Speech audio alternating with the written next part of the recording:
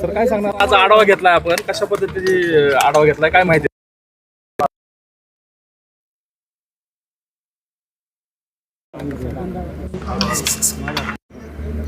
Storage system जी आहे ती मला वाटतं पावसाळ्याच्या वेळेस त्याला असणारी एक वेगळी पद्धत वापरल्या जाते. हा जो एकावरती एक रचना केली जाते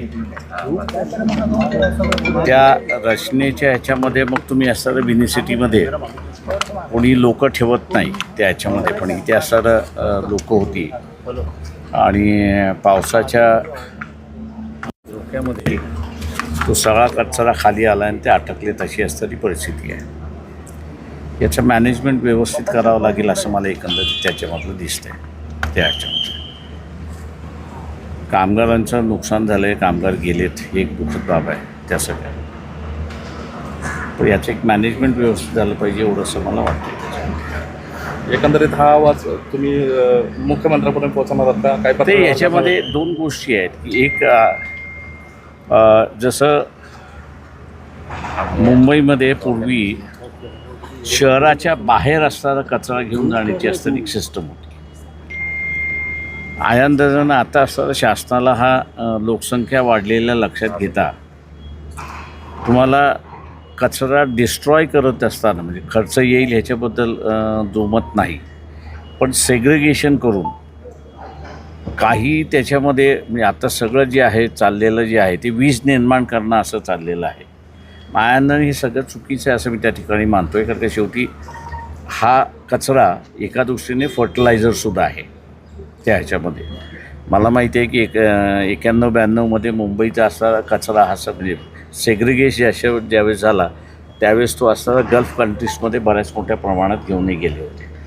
त्याच्यामुळे मला वाटतं एक स्टडी करून त्याच्यावरती, कारण शेवटी आता सगळीकडेच हा म्हणजे छोटी महानगरपालिका जरी असली तरी त्याचा हा कचऱ्याचा प्रॉब्लेम फार मोठा येतो आहे.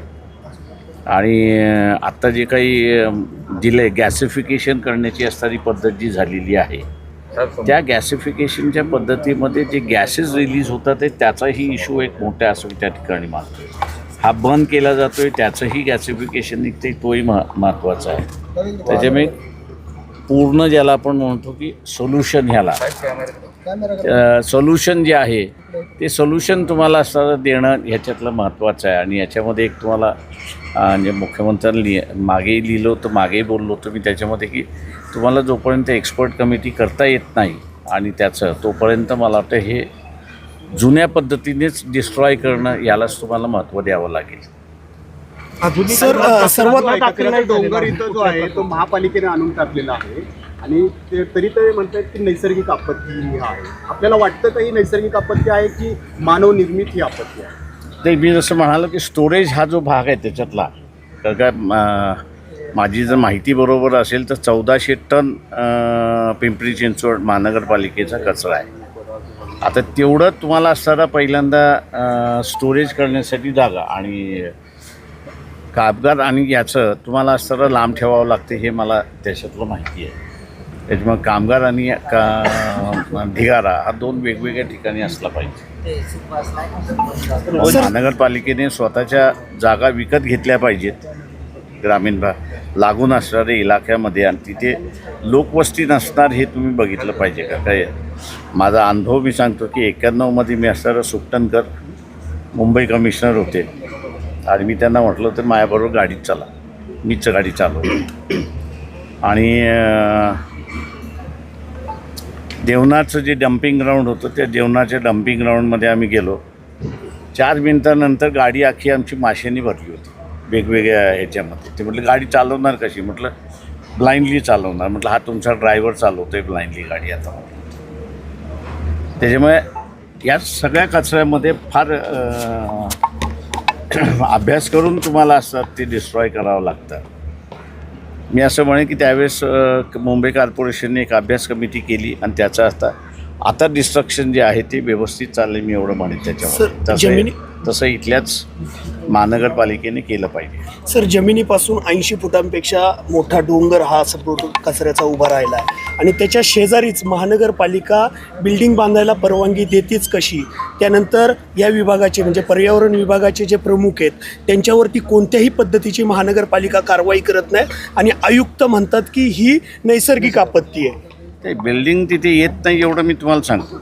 कचऱ्याच्या बाजूला बिल्डिंग येत नाही याचं कारण की त्याचं गॅसिफिकेशन जे आहे हे ह्युमन हेल्थसाठी उपयोगात नाही आहे आणि म्हणून तिथे बंद केलेले आहे. त्याच्या तो बंद केलेला अशी असताना परिस्थिती आहे. सर, वंचित बहुजन आघाडीच्या या बाबतीत आता काय भूमिका असणार आहे इथून पुढे आणि कशा पद्धतीने याला न्याय ते देण्यात पहिल्यांदा असणारं जे कुटुंब आहे त्याला न्याय कसं मिळेल हे आम्ही बघू. दुसरं जे आहे ते मुख्यमंत्र्याकडे बसून हा घनकचरा व्यवस्था जो आहे तो मला वाटतं गॅसिफिकेशन करून जी पद्धत आलेली आहे या सगळ्या ह्याच्यामध्ये त्याला मला वाटतं कुठेतरी असणारं तुम्हाला वेगळा मार्ग काढला पाहिजे असं मला त्याच्यामध्ये वाटते. याच्यावर कोणावरती गुन्हे दाखल करण्याची आपण मागणी करणार आहात का? काय कारवाई? ते कॉन्ट्रॅक्टर गुन्हेगार आहेच याच्यामध्ये. त्या कॉन्ट्रॅक्टरवरती गुन्हे दाखल होणारच. मग हे बिल्डिंग बांधायला ज्यांनी परवानगी दिली ते महानगरपालिकेचे महानगरपालिकेचे अधिकारी ती येणार का त्यांनी असं एन्व्हायरमेंटच्या ह्याच्यामध्ये तुम्ही हे जेव्हा ठेवता तेव्हा तुम्हाला तिथे माणसं राहतील अशी व्यवस्था नाही आहे. आयुक्त मात्र त्यांच्यावरती कोणतीही कारवाई करण्यास तयार नाहीये. वेळ द्या माझं म्हणणं वेळ द्या मग त्याच्यामध्ये होईल. सर, सगळ्यात महत्त्वाचा प्रश्न हा आहे की राज्याचं अधिवेशन चाललंय या घटनेला तिथे काही या संदर्भात तुम्हाला असं वाटतं की विरोधी पक्ष जिवंत आहे? अगदी त्या संदर्भात ते म्हणूनच म्हटलं इथे असणारा अजिबात विरोधी पक्ष जिवंत नाही आहे. तो मृत्यू अवस्थेत आहे. त्याचं फक्त देऊन असणारं तुम्ही दफनविधी करा याच्या पलीकडे दुसरं काय राहिलेलं नाही. इथे जे नातेवाईक आहेत त्यांचं म्हणणं आहे की अतिशय पोकळी जी आहे सगळी यंत्रणा लागलेली आहे. केवळ 3 लाखो टन कचरा काढायला केवळ 3 पोकळ्या आहेत. हे युद्ध पातळीवर होऊ शकतं. हे युद्ध पातळीवरती केलं पाहिजे होतं. बायांना आतापर्यंत बॉडीज काढल्या पाहिजे होत्या त्या सगळ्या ह्याच्यामध्ये. कारण का आणि आता माझ्यानंतर जमिनीच्या खाली माणूस जिवंत आहे की नाही आहे ते इन्स्ट्रुमेंटनी कळतं. मी आता अधिकाऱ्यांनाही म्हणालो की म्हटलं होतं असेल जिवंत तुम्ही सांगा आहे, नसेल तर तसं त्यांच्या नातेवाईकांना म्हटलं कळवा तुम्ही. महानगरपालिकेने रात्रीत कुदळवाडी साफ केली, मात्र इथला कचरा साफ करण्यासाठी किंवा कचरा उचलण्यासाठी महानगरपालिका सर्वतोपरी प्रयत्न करताना तो तर दिसतोच आहे आपल्या सगळ्यांना.